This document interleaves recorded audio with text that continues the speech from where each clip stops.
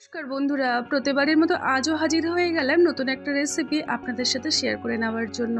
আজকে নিয়ে চলে এসেছি সম্পূর্ণ নিরামিষ সর্ষে ডাঁটা আলু কুমড়ো রেসিপি। তো চলুন শুরু করা যাক।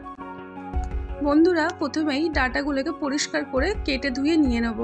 আর অবশ্যই সর্ষে ডাঁটার গায়ে যে আঁশগুলো থাকে সেটাকে কিন্তু ছাড়িয়ে ফেলতে হবে, না হলে তিতকুড়ি ভাব একটা লাগে, ভালো লাগে না খেতে। তো সেই কারণে ভালো করে আঁশগুলোকে ছাড়িয়ে নিচ্ছি। আর এই রকম ছোট্ট ছোট্ট টুকরো করে নেব, খুব একটা লম্বা রাখবো না। এই রকম করে কেটে নিয়ে নিলাম। সমস্ত ডাঁটা এইভাবে কেটে নিয়েছি আর ধুয়ে রেডি করে নিয়েছি।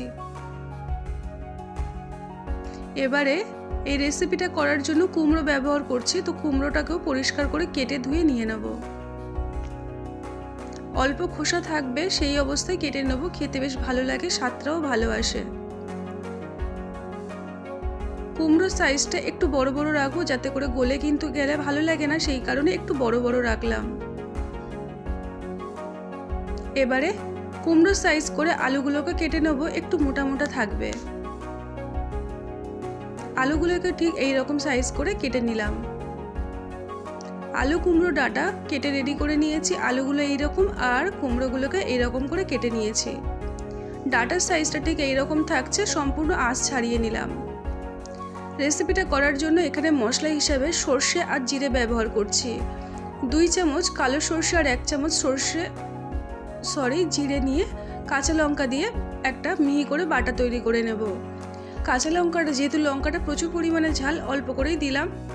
আর কড়াইতে বেশ কিছুটা সর্ষের তেল গরম করে নিলাম। তেলটা ভালোভাবে গরম করে ফোড়নে দিয়ে দিচ্ছি 2টো শুকনো লঙ্কা, 2টো তেজপাতা, আর দিয়ে দিচ্ছি 1/2 চামচ পরিমাণে 5 ফোড়ন। তেলের মধ্যে 1 থেকে 2 সেকেন্ড ভাজা ভাজা করে নিচ্ছি। তারপরে তেলের মধ্যে দিয়ে দিলাম আগের থেকে কেটে পরিষ্কার করে ধুয়ে রাখা আলু। আলুর মধ্যে স্বাদ অনুযায়ী অল্প করে লবণ দিয়ে দিলাম।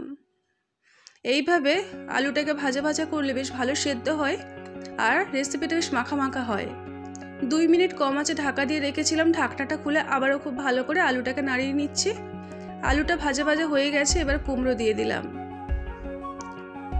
সমস্ত কুমড়ো দিয়ে আলুর সাথে একই রকমভাবে ভাজা করে নেব। এখন লো টু মিডিয়াম ফ্লেমে রেখে 2 মিনিট ঢাকা দিয়ে রাখবো। ঠিক 2 মিনিট পরে ঢাকনাটা খুললাম। আলু কুমড়ো একই সাথে ভালো করে ভেজে নেব। ভাজা হয়ে গেছে। সর্ষে ডাঁটাটা এই সময় যোগ করে দিলাম। সমস্ত সবজি লো টু মিডিয়াম ফ্লেমে রেখে ভেজে নিচ্ছি। ভাজা ভাজা হয়ে গেছে, তারপরেই দিয়ে দিচ্ছি আগের থেকে যে পেস্টটা তৈরি করে রেখেছিলাম। সর্ষে, জিরে আর কাঁচা লঙ্কা মশলাটাই দিয়ে দিলাম। মশলা হিসাবে এটাই ব্যবহার করছি। যেহেতু সর্ষে দিয়েছি, খুব বেশি কষাবো না। অল্প একটু হলুদ গুঁড়ো দিলাম আর 1 চামচ পরিমাণে চিনি দিয়ে দিলাম। যেহেতু রেসিপিটা সম্পূর্ণ নিরামিষ আর সর্ষে দেওয়া হয়েছে, একটু মিষ্টি দিলে ব্যালেন্সটা খুব ভালো আসে। 2 মিনিট কম আঁচে ঢাকা দিয়ে রেখেছিলাম। ঢাকনাটা খুলে আবারও ভালো করে তলার থেকে নাড়িয়ে নিচ্ছি। সমস্ত সবজিটাই ভালো করে কষানো হয়ে গেছে। এবারে পরিমাণ মতো জল দিয়ে দেব। যেহেতু রেসিপিটা একটু মাখা মাখাই হবে, সেই কারণে জলটা একটু পরিমাণ মতোই দিলাম। স্বাদ অনুযায়ী লবণ দিয়ে দিলাম। যেহেতু আলু ভাজার সময় লবণ দিয়েছিলাম, বুঝে শুনে লবণটা দিয়ে দিয়েছি। ঢাকা দিয়ে রাখবো কম আছে 2 থেকে 3 মিনিট।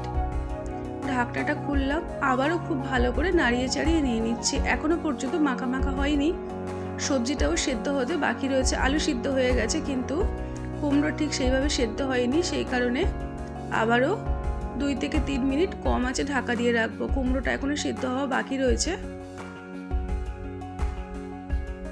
সমস্ত সবজি লো টু মিডিয়াম ফ্লেমে রেখে ঢাকনা দিয়ে দিয়ে কষিয়ে নেব। আবারও 1 চামচ পরিমাণে চিনি দিয়ে দিলাম আর দিয়ে দিচ্ছি 2টো কাঁচা লঙ্কা। একটু স্বাদ নিয়ে দেখলাম, টেস্ট করে দেখেছি চিনির ভাবটা কম ছিল, সেই কারণে চিনি একটু দিয়ে দিলাম। ঢাকনা দিয়ে রেখেছিলাম 5 থেকে 6 মিনিট, একদম কম আছে। ঢাকনাটা খুলে ভালো করে তলার থেকে নাড়িয়ে চাড়িয়ে নিয়ে নিলাম। এবারে গ্যাসের আঁচটা জোরে দিয়েছি, দিয়ে 2 থেকে 3 মিনিট এইভাবে তলার থেকে নাড়িয়ে চাড়িয়ে নিয়েছি। মাখা মাখা হয়ে গেছে, নামিয়ে নিলাম।